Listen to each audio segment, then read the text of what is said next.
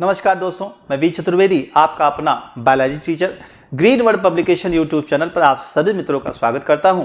जैसा कि आप सभी जानते हैं, ग्रीन वर्ड पब्लिकेशन की तरफ से लगातार राजीव क्वेश्चन बैंक के जो वीडियो सॉल्यूशंस हैं वो आपको प्रोवाइड किए जा रहे हैं। इसी क्रम में हम आगे बढ़े उससे पहले आपसे रिक्वेस्ट है कि अगर चैनल पर आप फर्स्ट टाइम विजिट कर रहे हैं तो चैनल को लाइक, शेयर और सब्सक्राइब करना ना भूलें मेरे बच्चों। आगे जो हम टॉपिक पढ़ने वाले हैं वो है वंशागति का आणविक आधार, और इसमें हम लोग क्वेश्चंस देख रहे थे और क्वेश्चन में हमें देखना है लघुत्तरी के जो क्वेश्चन बच गए हैं उनको, साथ ही साथ आपकी लघुत्तरी के कुछ सेकंड पार्ट है जो 3 नंबर के आते हैं। तो 2 नंबर 3 नंबर के दोनों के क्वेश्चंस को यहां सबमिट करना है, हमें आपको देखना है। तो आगे बढ़ें उससे पहले दोस्तों चैनल को लाइक, शेयर और सब्सक्राइब करना ना भूलें। मिलते हैं क्वेश्चंस के साथ।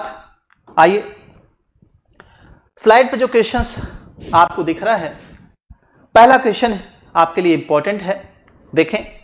सेलेक्टेड क्वेश्चन है, स्थानांतरण के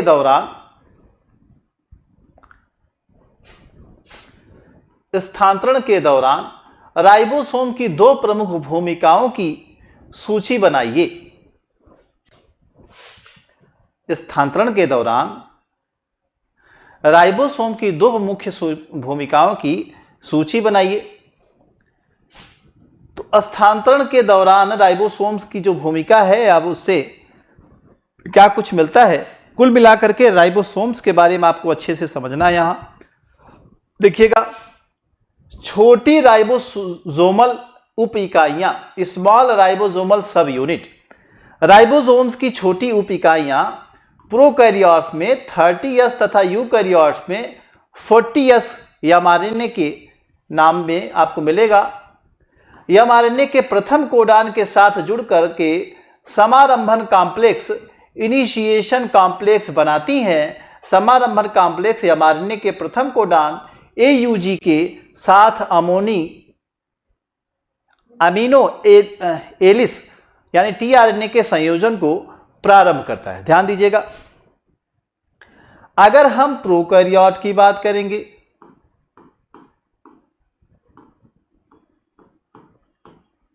प्रोकैरियोट्स,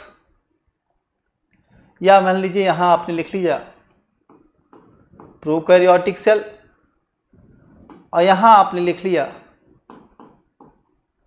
यूकैरियोटिक। तो मेरे बच्चों, जो प्रोकैरियोटिक है उसकी स्मॉल यूनिट की बात करें तो वहां 30S स्मॉल यूनिट है, यहां क्या है 40S स्मॉल यूनिट है, ये बात। दूसरा इन्होंने कहा कि यूकैरियोट में 40 यूकैरियोटिक जो हैं उसमें 40S एमआरएनए के प्रथम कोडान के साथ, एमआरएनए का प्रथम कोडान यानी इनिशिएशन कोडान जिसे कहते हैं, उनसे जुड़ जाता है, और जुड़ने के बाद एक अलग कॉम्प्लेक्स बनाता है जिसको क्या नाम दिया है इन्होंने, समारंभन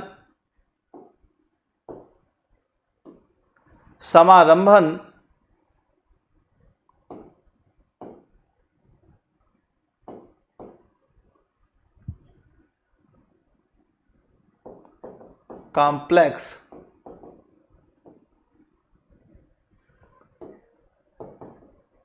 एमआरएनए।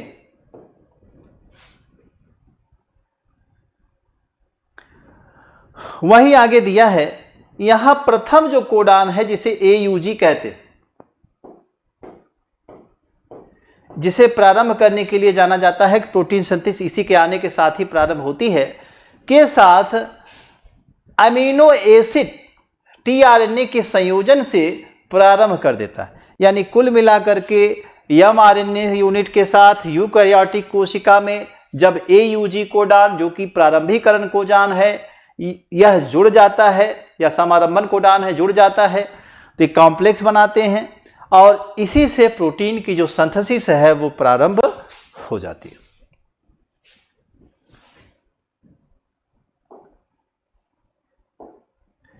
आगे देखिए मेरे बच्चों, बड़ी राइबोसोमल यूनिट की अगर हम बात करें तो जो बड़ी राइबोसोमल यूनिट है उसमें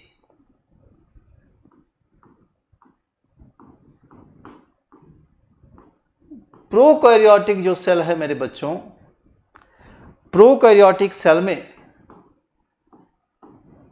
50 सब यूनिट है और यूकैरियोटिक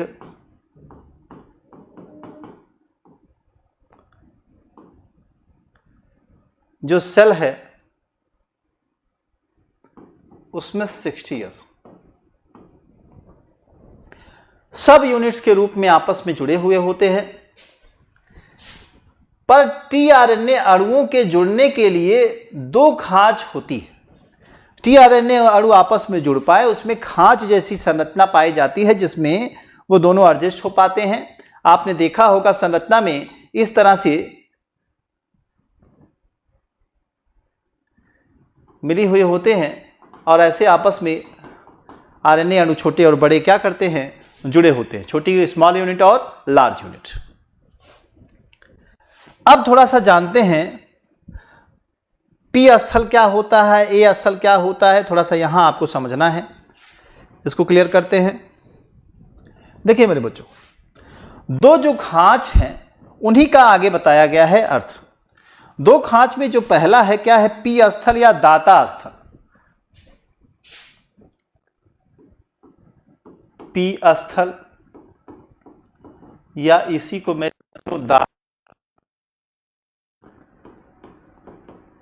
स्थल भी नाम देते हैं।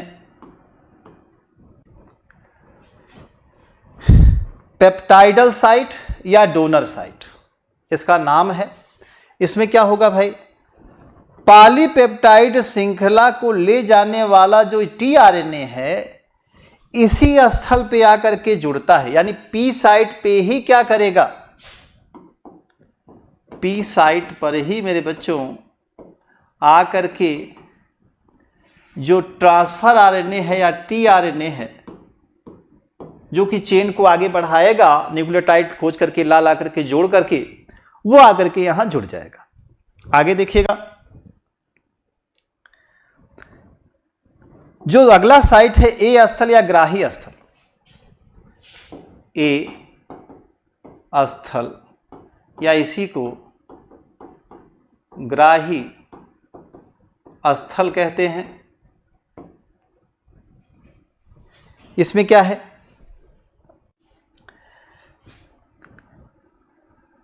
इस स्थल से एमिनोसिल टीआरएनए जुड़ता है। क्या जुड़ेगा, ध्यान रखिएगा,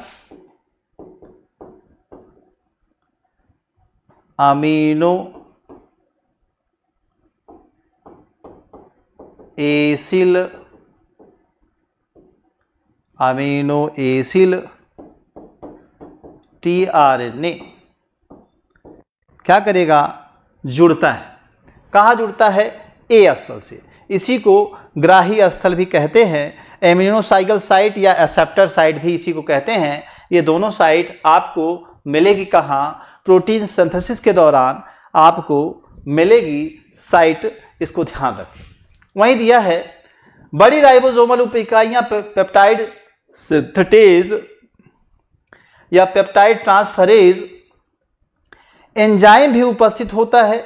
यह एंजाइम पॉलीपेप्टाइड श्रृंखला के एमिनो अम्ल के सीएचओ तथा एमिनोसिल टीआरएनए के एमिनो अम्ल NH2- के साथ एक बंध बनाता है जिसको आप पेप्टाइड बांध कहते हैं।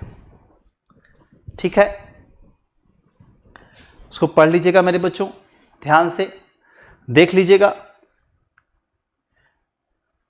पेप्टाइड ट्रांसफरेज एंजाइम को भी यहां इंपॉर्टेंस दिया गया है, जो कि यहां पॉलीपेप्टाइड श्रृंखला के एमिनो अम्ल के सीएचओ ग्रुप और एमिनो एसिल टीआरएनए के एमिनो अम्ल NH2 ग्रुप के बीच क्या करता है, पेप्टाइड बांड बनाने का काम करता है। इसको याद रखेंगे।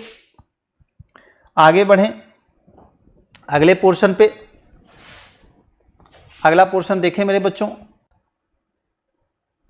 अगला पोर्शन क्या कह रहा है,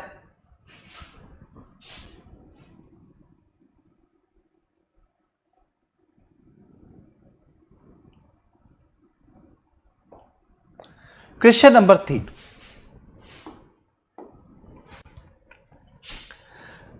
क्या है क्वेश्चन नंबर 3? निम्नलिखित कार्यों का वर्णन एक या दो पंक्ति में करो। उन्नायक या प्रमोटर,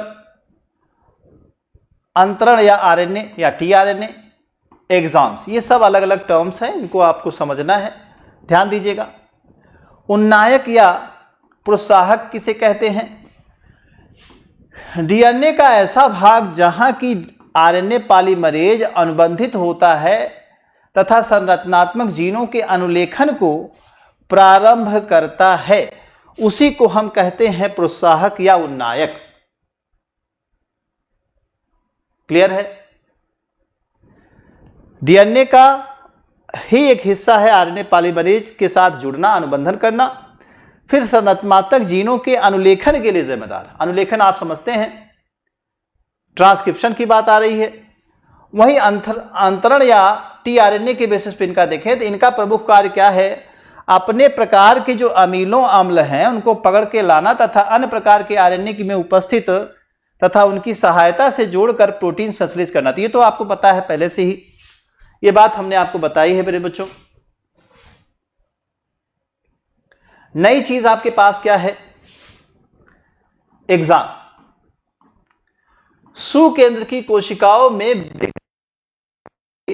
जिन खंडों से संबंधित प्रोटीन अणुओं के संश्लेषण की संकेत सूचना होती है उन्हें एग्जान कहते हैं।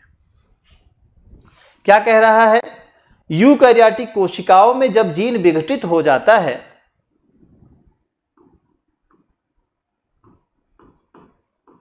एग्जाम क्या है मेरे बच्चों?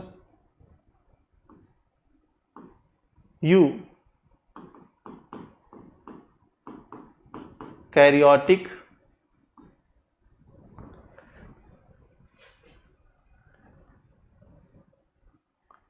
आप देखेंगे यूकैरियोटिक कोशिकाओं के अंतर्गत जो जीन के खंड हैं, जीन खंड है, उनसे संबंधित जो प्रोटीन अणु के संश्लेषण के संकेत सूचना है उसे ही हम क्या कहते हैं? संश्लेषण के जीन संकेत के संश्लेषण की जो संकेत सूचना है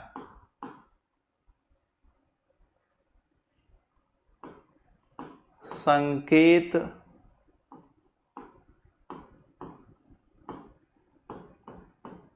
सूचना।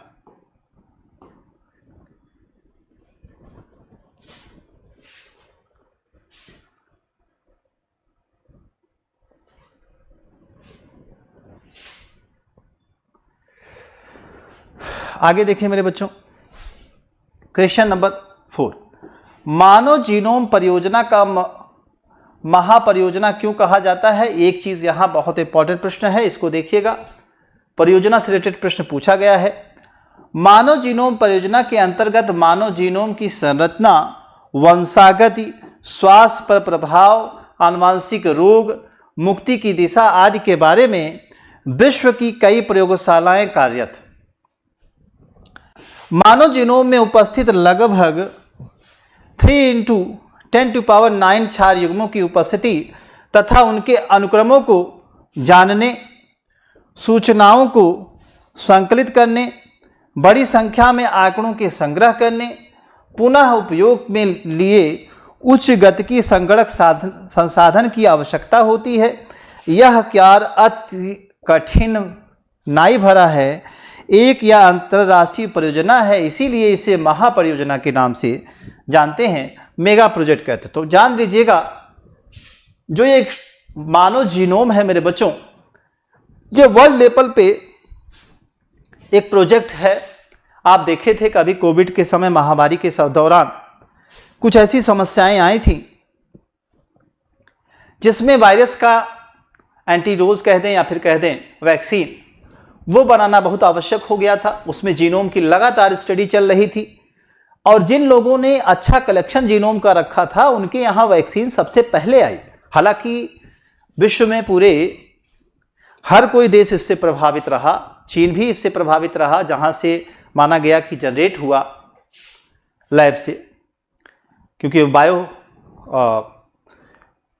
वेपन्स के रूप में ये वहाँ बनाया जा रहा था। जैसा कि बातें आई, कहीं न कहीं भविष्य की जो लड़ाइयाँ हैं दोस्तों इस तरह के वेपन्स पे डिपेंड कर रही हैं, जिससे कि हमें सावधान रहने की ज़रूरत है। आप एग्ज़ाम सिर्फ क्वालिफाई करने के लिए नहीं पढ़ते हैं, एक अच्छे थॉट के साथ अच्छी उपलब्धियां बनाने के लिए, अच्छे विचार लाने के लिए, साथ ही साथ साइंटिफिक सोच लाने के लिए आप पढ़ते हैं। तो मेरे बच्चों खूब मेहनत करिए और ईश्वर आपको सफल बनाए। इसके लिए कठिन परिश्रम आपका बहुत आवश्यक है। आगे बढ़ें। अगला जो प्रश्न जो कि आपके लिए सिलेक्टेड है, देखें।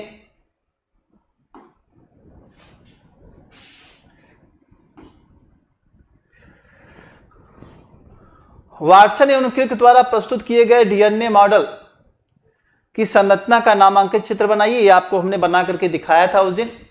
डबल हेलिकल मॉडल है ना, वाटसन एवं क्रिक ने दिया था। इस तरह की संरचना है, आप बना सकते हैं, आपके टेक्स्ट बुक में भी है, आप जानते हैं।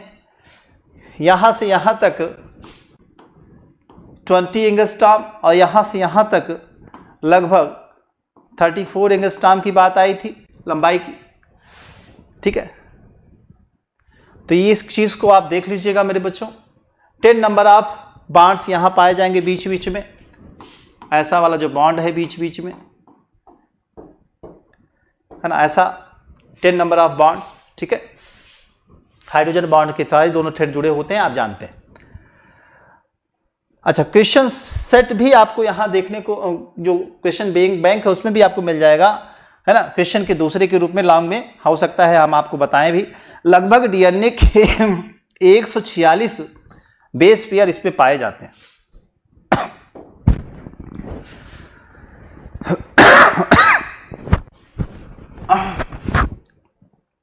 देखिएगा मेरे बच्चों, क्वेश्चन नंबर 11, प्रोकैरियोटिक तथा यूकैरियोटिक जो डीएनए है उसमें दो अंतर आपको बताना है। अगर हम प्रोकैरियोटिक डीएनए की बात करें तो कोशिका द्रव्य में पाया जाता है। कौन? प्रोकैरियोटिक। यूकैरियोटिक डीएनए क्या है? केंद्रक, माइटोकॉन्ड्रिया और लवकों में पाया जाता है। आगे देखिए, वृत्ताकार होता है किसमें?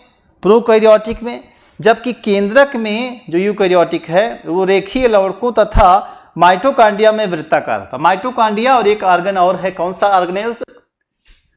क्लोरोप्लास्ट या प्लास्टिड कहते हैं, उसमें भी डीएनए की संरचना सर्कुलर फॉर्म में पाई जाती है, ठीक है। ऑटोनॉमस यूनिट के बेस पे आपने पढ़ा होगा, कभी कभार आपसे पूछा जाता है कौन से सेल ऑर्गेनेल्स है जिसमें कि डीएनए पाया जाता है, तो उसका भी नाम यहां आएगा मेरे बच्चों, उसे ध्यान रखेंगे। आगे बढ़िए। अगला जो क्वेश्चन सिलेक्ट किया गया है उसे ध्यान से देखें, 3 नंबर वाले प्रश्न में है। प्रोजेक्ट को लेकर के जो ह्यूमन जीनोम प्रोजेक्ट है इसके उद्देश्य बताना है, परियोजना किस दिशा में कार्य कर रही है यह बताना है, मानव जीनोम प्रोजेक्ट टिप्पणी लिखना है, मानव जीवन परियोजना पर एक टिप्पणी लिखना है, मानव जीनोम क्या होता है।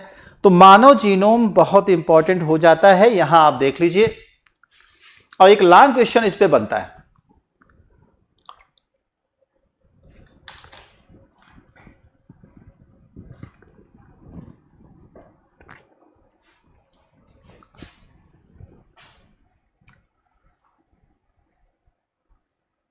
चलिए, ह्यूमन जीनोम प्रोजेक्ट परियोजना क्या है भाई? जीन राशि या जीनोम, जीन राशि का मतलब होता है, जीनोम का मतलब होता है एक सेम तरह की पॉपुलेशन जहां रह रही उन सब में पाए जाने वाले जीनों की संख्या के बेसिस पे, ठीक है। संतान को अपने जनकों से जो गुणसूत्र प्राप्त होते हैं उनमें सबसे महत्वपूर्ण भाग होता है डीएनए का। डीएनए अणु कुछ प्रोटीन की सहायता से पराकुंडलित होकर के अधिक संघनित गुणसूत्र बनाते हैं। यह भी बात हमने आपको स्टार्टिंग की क्लास में ही बताई थी। क्रोमोसोम का फॉर्मेशन होता है क्वाइलिंग और सुपर क्वाइलिंग के कंडीशन के बेसिस पर। आगे देखिए, मानव जीनोम परियोजना क्या है? इसकी जो प्रथम सोच है संभवतः फ्रांस के जीन डार्टसेट नामक जो साइंटिस्ट है उनकी थी। वे प्रारंभ में मानव nucleotide antigen human leukocyte antigen system, जिसको आप ALAS शॉर्टकट के बेसिस पे जानते हैं, पर कार्य कर रहे थे, जिससे उन्हें प्रमुखतः अंग प्रत्यारोपण यानी आर्गन ट्रांसप्लांट के कार्य में सहायता मिल सकी। यह कार्य जीव विज्ञान के एक नए क्षेत्र, जिसको जैव सूचना विज्ञान या बायो इन्फॉर्मेटिक्स के रूप में जाना जाता है, के तेजी से विकसित होने से हो सका। ऐसा तभी संभव हो पाया। आगे दिया है, मानव जीनोम परियोजना के अंतर्गत विश्व की कई प्रयोगशालाएं कार्यरत हैं। यह एक अंतर्राष्ट्रीय परियोजना है, इसीलिए इसे महापरियोजना कहते हैं। ये तो मैं बता ही चुका हूं आपको कि इसका नाम महापरियोजना क्यों पड़ा है। तो यहां जो एक महत्वपूर्ण बात आई दोस्तों, आर्गन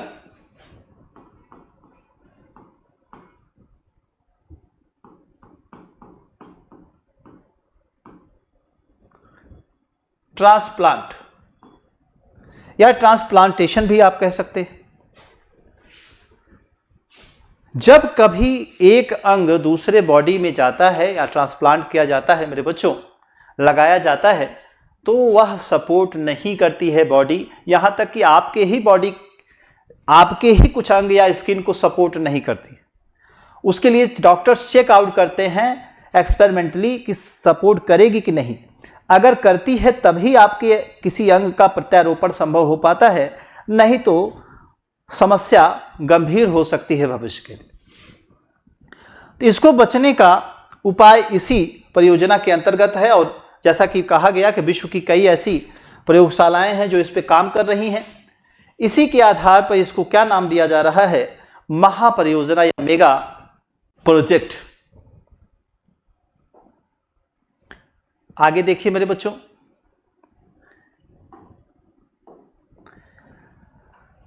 इन परियोजनाओं में दिया है मानव जीनोम परियोजना के लक्ष्य। क्या लक्ष्य हैं? प्रमुख जो लक्ष्य है, मानव जीनोम के संपूर्ण रूप से मानचित्र या मैपिंग तथा अनुक्रमणीकरण करने में लगभग 3 बिलियन अर्थात 3.10⁹ नाइट्रोजनी क्षारक युग्मों के अनुक्रमों का निर्धारण हो तथा इसकी जानकारी से आनुवंशिकी के द्वारा मानव स्वास्थ्य के योगदान की इस महत्वपूर्ण परियोजना का लक्ष्य। यानी कुल मिलाकर के मानव जो स्वास्थ्य है उसमें इंप्रूवमेंट लाना इस परियोजना का महत्वपूर्ण है रोल। और आपने इसका एक रूप देख लिया किसमें? वैक्सीनेशन के दौरान जब वैक्सीन बन रही थी, कहाँ? लैब्स में। कब? कोविड के दौरान। ठीक है, ये बहुत बड़ी पैंडेमिक थी, आप अच्छे से जानते हैं, पूरा विश्व ठहर गया था और इससे पीड़ित था। दूसरा देखिए लाभ, ऐसी भी संभावनाएं हैं कि मनुष्य में पाए जाने वाले जो अद्भुत जीन हैं उनके कार्यों का पता चल सकेगा, जिसके फलस्वरूप मनुष्य में आनुवंशिकी अनियमितताओं के विषय में अधिकाधिक जानकारी उपलब्ध हो सकेगी। तो जो स्पेशल फीचर के कैरेक्टर्स के जीन हैं और ह्यूमन बॉडी में पाए जा रहे हैं, उनकी भी स्टडी इससे संभव हो पाएगी मेरे बच्चों। सोचिए आप कि कितनी अच्छी और एडवांस टेक्नोलॉजी यह जीन प्रौद्योगिकी के बेसिस पे आपको देने वाली है। लगातार यहां रिसर्च होती है, रिसर्चर्स लगे हुए हैं और इसी के बेस पे आपको चीजें बताई भी जा रही हैं कि आप उस चीज को अच्छे से समझें, देखें। अगला लाभ देखिए मेरे बच्चों, आनुवांशिक संलग्न मानचित्र द्वारा आनुवांशिक अनियमितताओं से उत्पन्न रोगों की जानकारी हो सकेगी। तो पहली बात इंप्रूवमेंट होगा, दूसरी बात यहां रोग अगर कोई हो रहा है तो वह भी हमको पता चल जाएगा।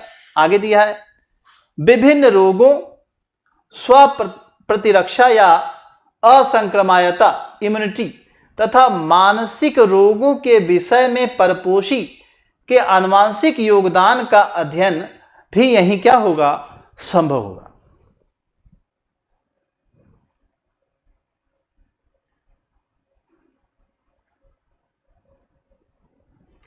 आगे, अनेक मानव जीवों, जो 5वां पॉइंट, अनेक मानव जीवों के जीनोम चित्रण करके इनके द्वारा मानव के जीनोम चित्रण में लगने वाला समय का ज्ञान हो सकेगा। तो अगर आप जीनोम का चित्रण कर रहे हैं इसके टेक्नोलॉजी के बेसिस पे, चित्रण का मतलब है मेरे बच्चों एक मैपिंग करना, तो उससे क्या होगा, समय का ज्ञान हो सकेगा, मानव के जीनोम के चित्रण में लगने वाला जो समय है उसका भी ज्ञान यहां संभव है। छठा लाभ क्या है, विभिन्न जातियों के विकास के संबंध में जानकारी प्राप्त हो सकेगी, कैसे विभिन्न जातियां डेवलप हुई हैं, तथा समजात क्रमों में उच्च श्रेणी के जीनों की पहचान भी इनसे की जा सकती है।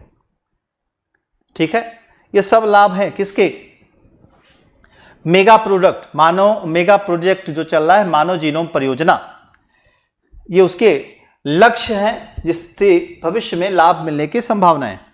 7वां पॉइंट क्या है, गुणसूत्रों में उपस्थित जीन के क्रमों का पता लगाना, जिससे उनके संरचना, कार्य तथा संबंधों के विषय में भी जानकारी प्राप्त हो सके।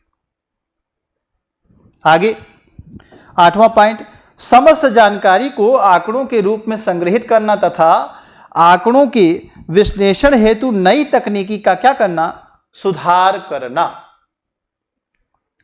आगे 9वां क्या है, योजना द्वारा उठने वाले नैतिक, कानूनी, सामाजिक मुद्दों के जो विचार हैं उस पर वार्तालाप हो सकेगी, उस पर एक व्यू बन सकेगा।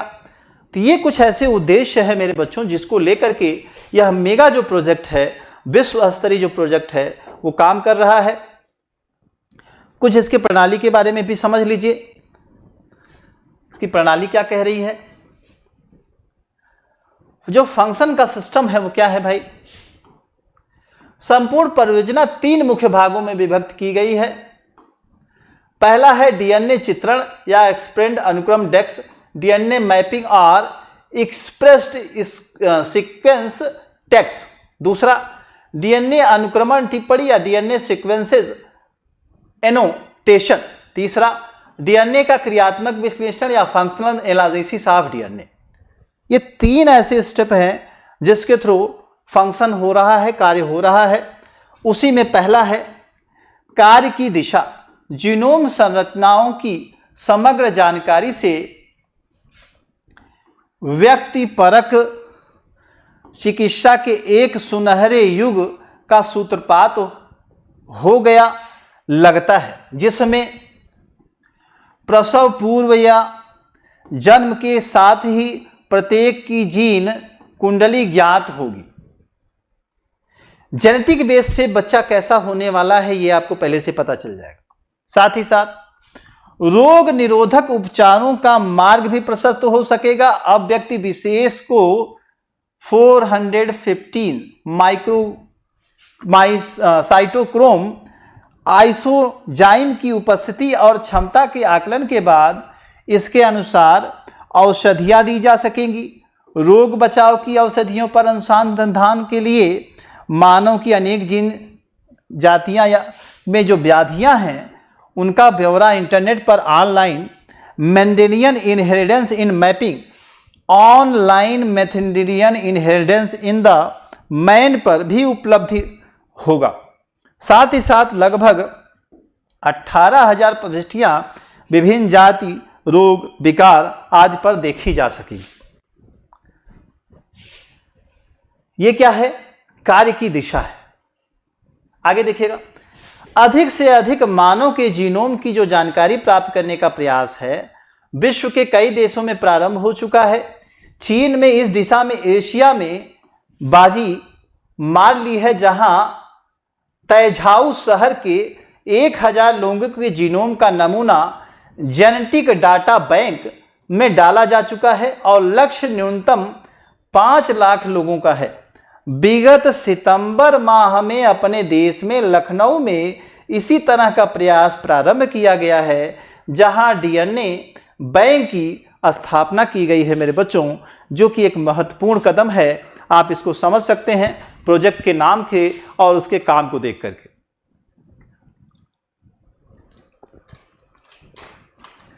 भविष्य में जितनी बीमारियां हैं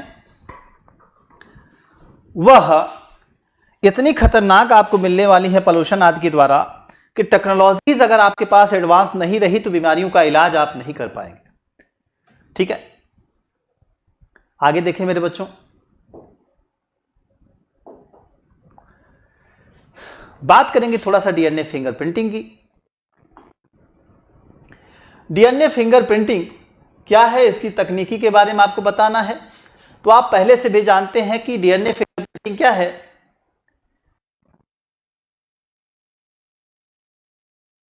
का विकास एलेक्स जेफरी नामक साइंटिस्ट ने 1985 में ही किया था। उन्होंने अनुषंगी डीएनए यानी सैटेलाइट जो डीएनए के प्रोब के रूप में प्रयोगशाला में इनका उपयोग किया, जिसमें काफी कुछ क्या बहुरूपता भी मिली। इसे अनुबंधन पुनरावर्तन की विभिन्न संख्या या VNTR के नाम पे variable number of tandem repeat के नाम से भी जानते हैं। इसकी बात हम आपसे कर चुके हैं।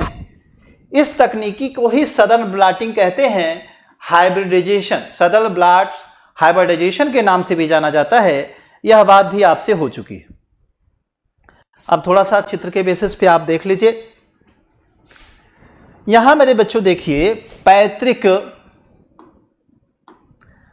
यानी पिता, पेरेंटल माता या पिता, गुणसूत्र था पैतृक, यहां मातृक, यहां पिता का, यहां माता का। यहां देख रहे हैं गुणसूत्र जो है ये पोर्शन है और ये पोर्शन है ना, माता और पिता से आया हुआ। ठीक है, यहां देखिए गुणसूत्र इस तरह से कुछ है। अब गुणसूत्र जो नंबर 2 है, यहां 2 देखिए, इसमें देखिए 1 2 3 4 5 6 7 8, 1 2 3 4 5 6 7 8। यहां देखिए 1 2 3 4 5 6 7 8, 1 2 3 4 5 6 7 8, 1 2 3 4 5 6 7, इसमें 7 ही है, एक कम है मेरे बच्चों नीचे वाले। तो आप देखिएगा जो क्रोमोसोम्स का सेट यहां बनाया गया है, गुणसूत्र यहां 16 दिखा दिया गया, यहां गुणसूत्र क्या दिखा दिया गया, 16 दिखा दिया गया। अब व्यक्ति ए की बात यहां से डीएनए प्राप्त किया गया और व्यक्ति बी से प्राप्त डीएनए यहां दिया गया है। ए का कुछ डीएनए इस तरह से है, यहां देखिए संरचना में, और बी का कुछ इस तरह से। ये क्या है, छोटी छोटी अनुबंध पुनरावृत्तिक संख्या है, यानी जिसको आप VNTR कहते थे वो यहां शो की गई। उसके बेस पे यह चित्र है। ध्यान रखिएगा, छोटे अनुबंधन पुनरावर्तन की जो संख्या है उसके बेस पे ये डायग्राम बना करके आपको बताया गया है कि किस जगह क्या बताया गया है, क्या शो किया गया है। जैसे ये जो पोर्शन है 0 to 11, ये यहाँ देखिए ब्लैक में दिखाई दे रहा है। गुणसूत्र नंबर 7, गुणसूत्र नंबर 2, गुणसूत्र नंबर 16। यह क्या है, अपराध दृश्य C से प्रवर्धित होता है, ये भी एक आपको दिया गया है। यहाँ नीचे दिख दिया गया है कुछ प्रतिनिधि गुणसूत्र में डीएनए फिंगरप्रिंटिंग का चित्रात्मक प्रदर्शन, जिसमें VNTR के विभिन्न प्रतिरूप संख्या दर्शाए गए हैं। तो ये एक टेक्निक है ना, इसको आप देखें। डायग्राम आपको एग्जाम में भी आए तो बहुत जरूरी नहीं है कि आप बनाएं, ये थोड़ा सा समझने के लिए है टेक्निकली। आगे देखें मेरे बच्चों,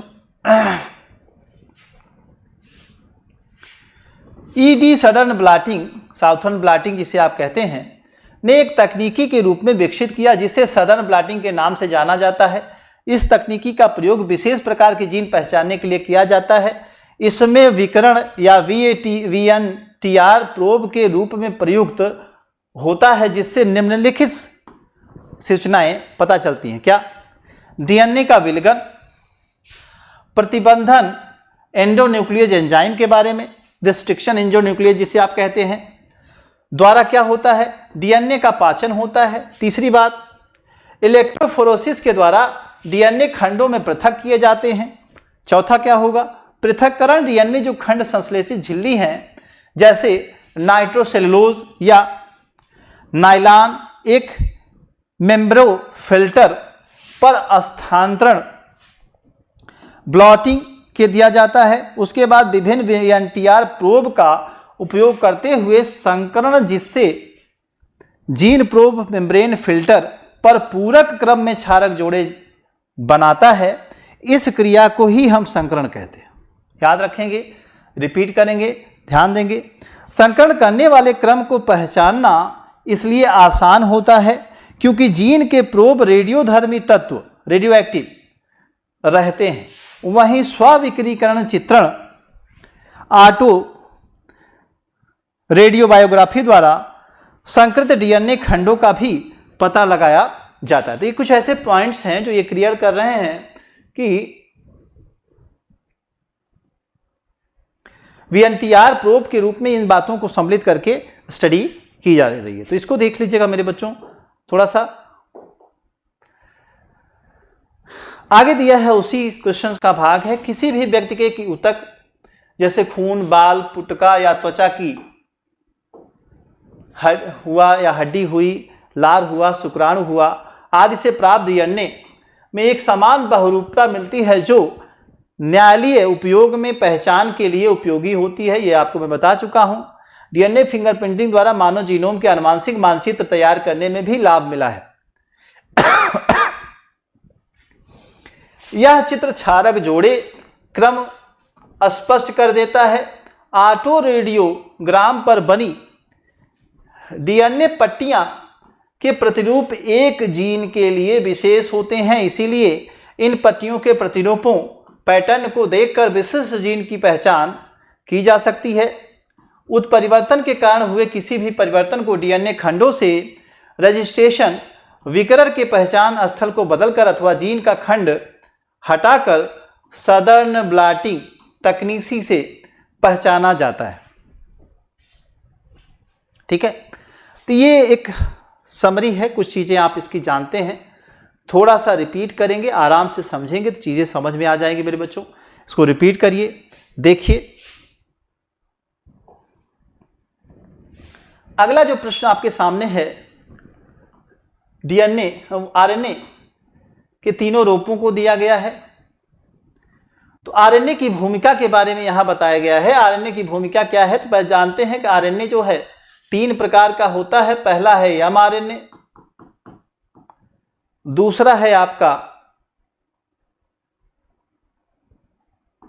एस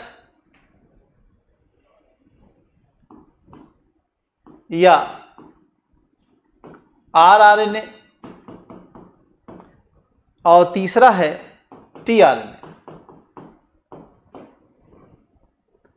यहां देखिए बच्चों, एमआरएनए दिया है लेकिन यहां एक गलती किया है, यहां एस आरएनए या फिर आरआरएनए होना चाहिए। टीआरएनए इन 3 प्रकार के आरएनए के बेसिस पे आपको मिलता है। एमआरएनए जैसा कि मैंने बताया था कि सूचनाओं को क्या करता है, सेंट्रल या न्यूक्लियाई से या न्यूक्लियस से बाहर लेकर के आता है साइटोप्लाज्म में। साइटोप्लाज्म में देता है सूचनाएं। किसके पास, आपके जो राइबोसोम्स हैं उनके पास आता है, जहां की ट्रांसफर आरएनए भी होता है और राइबोसोमल आरएनए होता है। राइबोसोमल आरएनए राइबोसोम से जुड़ा होता है, एस फॉर साल्बुल और आर फॉर राइबोसोमल आरएनए के नाम से इसको जानते हैं।